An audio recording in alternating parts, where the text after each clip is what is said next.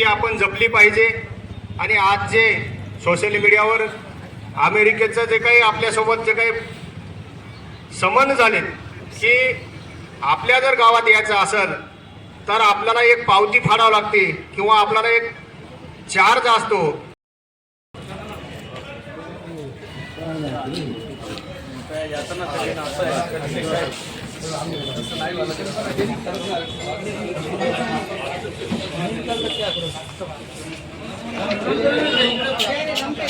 सबको जाने दो सब।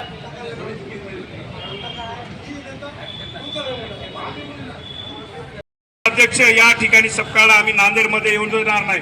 अरे तुम्ही काय येऊ देणार नाही? आम्ही प्रदेश अध्यक्षाला बोलू आणि जंगी मिरवणूक नांदेडमध्ये या ठिकाणी काढू काँग्रेस पक्षाची। तुम्ही काय शिवाजीनगर मध्ये फिरू पण कशासाठी तुम्ही येऊ देणार नाही? या ठिकाणी छत्रपती शिवाजी महाराज असतील, संभाजी महाराज असतील, भाजपच्या किती लोकांनी त्या ठिकाणी त्यांचा वेळोवेळी अपमान केलेला आहे। त्याच्यावर तुम्ही कधी गुन्हे नोंदवले का?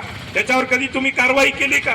या उलट या ठिकाणी सपकाळ साहेबांनी स्पष्टीकरण दिलेलं आहे। धळचा माग करून या ठिकाणी टेलिव्हिजनच्या माध्यमातून या ठिकाणी वेगवेगळे त्यांनी उत्तरही दिलेलं आहे की जवळपास 15 ते 16 प्रश्न त्या पत्रकारांनी मला विचारलेले होते, त्याचं उत्तर मी सविस्तरपणे पत्रकारांना दिलेलं आहे। मग याचा विपरास का करता?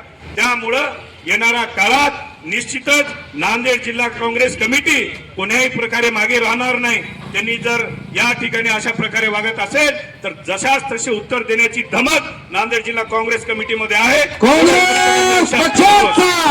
त्या क्रिस्टियन फाईल मध्ये कोणाकोणाचे नाव आलेले आहेत त्याच्यामध्ये नोंद झालेली आहे। नरेंद्र मोदी यांच्या याच्यामध्ये हरदीप सिंग पुरी म्हणून मंत्री आहेत, त्यांचे चॅट मेसेज त्या ठिकाणी उघड झालेले आहेत। मग आमची काँग्रेसच्या वतीने मागणी आहे की तुम्ही अशा प्रकरणात जर या ठिकाणी सत्ताधारी मंडळी गोवली जात असेल तर आपण आपल्या पदाचा या ठिकाणी राजीनामा दिला पाहिजे आणि ह्याची निष्पक्षपणे चौकशी पूर्ण देशवासियांच्या समक्ष या ठिकाणी राहिली पाहिजे, व्हायला पाहिजे। ही आमची काँग्रेसची प्रमुख या ठिकाणी मागणी आहे। आज मागे भारताचा अमेरिकेसोबत ट्रेड करार झाला। ट्रेड करार झाल्यानंतर अमेरिकेने वेळोवेळी भारतावर टॅरिफचं या ठिकाणी लादलेलं आपण पाहिलं। सर्वप्रथम त्यांनी काय म्हणलं की आपण तुम्ही इराणकडून तेल घेऊ नका, आम्ही ज्याच्याकडून सांगू त्याच्याकडून तुम्ही तेल घ्यायचंय अशी अट त्या ठिकाणी टाकली।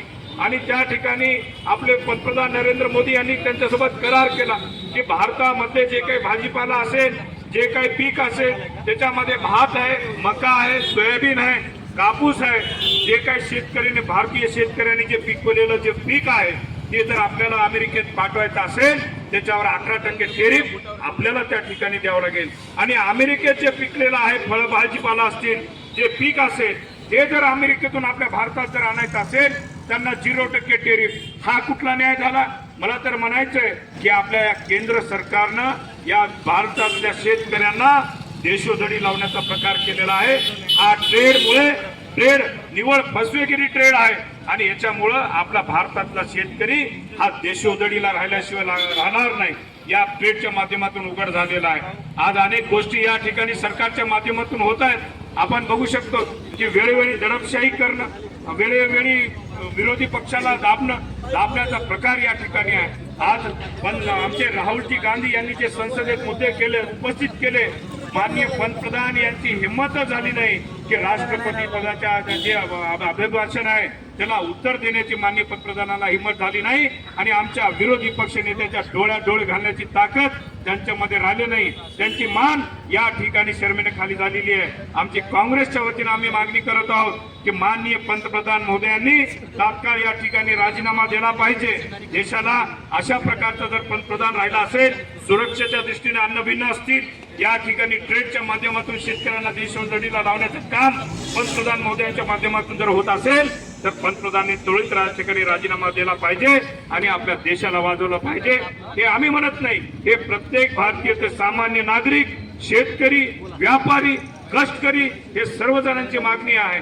आणि आम्ही या मागणी काँग्रेस पक्षाच्या वतीने आज या ठिकाणी नांदेडच्या जिल्हाधिकारी कलेक्टर साहेबांच्या ऑफिसच्या बाहेर बसून या ठिकाणी मागणी करत आहोत। आणि ही मागणी आज आमची नांदेड पासून झालेली मागणी आहे। उद्या भारतभर मोठं जन आंदोलन या ठिकाणी उठणार आहे आणि या जन आंदोलनामधून निश्चितच पंतप्रधान महोदयांना राजीनामा दिल्याशिवाय पर्याय नाही, एवढी आम्ही मागणी करतो.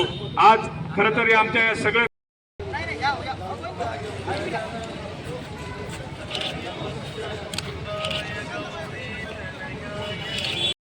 पंतप्रधानाचं नाव येत असेल तर या देशाचा नागरिक म्हणून मला अपमान वाटतो आणि त्याचा निषेध करण्यासाठी एक नागरिक म्हणून, काँग्रेसचा एक कार्यकर्ता म्हणून आम्ही या ठिकाणी रस्त्यावरती उतरलेलो आहोत. आम्हाला अभिमान आहे. देशाची बदनामी होईल, आमच्या अस्मितेची बदनामी होईल, कोणत्याही धर्मावर बालंट येईल अशा पद्धतीचं एकही काम आमच्या हातातून झालेलं नसताना सुद्धा ही माणसं जी देशाच्या विरोधातली आहेत, धर्माच्या विरोधातली आहेत, लोकशाहीच्या विरोधातली आहेत, संविधानाच्या विरोधातली आहेत, ही माणसं स्वतःला देशप्रेमी म्हणतात. अरे देशप्रेमी व्हायचं असेल तर देशावर आधी प्रेम करायला शिका, सगळ्या धर्मावर प्रेम करायला शिका, संविधानावर प्रेम करायला शिका आणि लोकशाहीची मानसिकता ठेवा.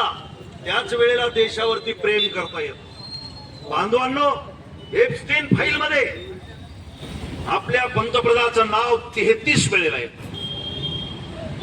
तो जो पंतप्रधानाच्या सोबत त्यांच्या टीम मध्ये केंद्रीय मंत्री म्हणून काम करतो, हरिदीप पुरी, याच त्या फाईल मध्ये 45 वेळेला नाव, सॉरी 250 वेळेला नाव येते. आतापर्यंत 33 लाख ईमेल्स या ठिकाणी प्रसिद्ध केले, 2000 व्हिडिओ प्रसिद्ध झालेले आहेत आणि जवळपास 4-4.5 लाख फोटोज आपल्याला बघायला मिळतात. आम्हाला खर तर भीती वाटत होती की आपल्या देशातल्या कुणाचंही नाव ते एप्स्टीन फाईल मध्ये येऊ नये. आपल्या देशावर निश्चित प्रेम आहे. आपल्या देशाच्या सर्वोच्च पदावर बसलेल्या माणसाचं नाव जर त्या फाईल मध्ये आलं तर त्यामधून आपल्या देशाची नाचक्की होईल असं आम्हाला वाटत होतं. परंतु दुर्दैव आहे आपलं, देशाच्या पंतप्रधानाचं नाव तिथे येतं, देशाच्या मंत्र्याचं नाव येतं आणि सगळ्यात महत्वाचं म्हणजे मोदीचा आर्थिक मित्र असणाऱ्या अनिल अंबानीचं नाव सुद्धा त्याच्यामध्ये येतं. शरीराच्या मागणी करणारा अनिल अंबानी आपल्याला त्या ठिकाणी दिसतोय. हा अनिल अंबानी एक काळ या मोदीच्या एका खांद्यावर बसला होता आणि दुसऱ्या खांद्यावर हरदीप पुरी बसला होता. आपल्याला हे माहित नाही हरदीप पुरी कोण आहे. हरदीप पुरी एक अधिकारी होते, IPS होते. रिटायरमेंट नंतर त्यांनी भाजप जॉईन केली. तो काही कुठे निवडून आलेला मंत्री नाही. पहिल्याच वेळेला आंतरराष्ट्रीय समितीवर त्याची नेमणूक झाली. त्याच काळामध्ये तो एप्स्टीनशी बोलतो, त्याच काळामध्ये त्याच्या संपर्कात आला. एप्स्टीन ज्या न्यूयॉर्क मध्ये राहतो, ज्या गल्लीत राहतो, तिथेच हरदीप पुरीचं बंधन आहे. हे जरा समजून घ्या कार्यकर्त्यांनो. आणि हरदीप पुरीला पुढे राज्यसभेवरती देण्यात आलं आणि तिथून पुढे डायरेक्ट मंत्री करण्यात आलं. यांचा जो परराष्ट्र मंत्री आहे, तो परराष्ट्र मंत्री चीन मध्ये काय करीत होता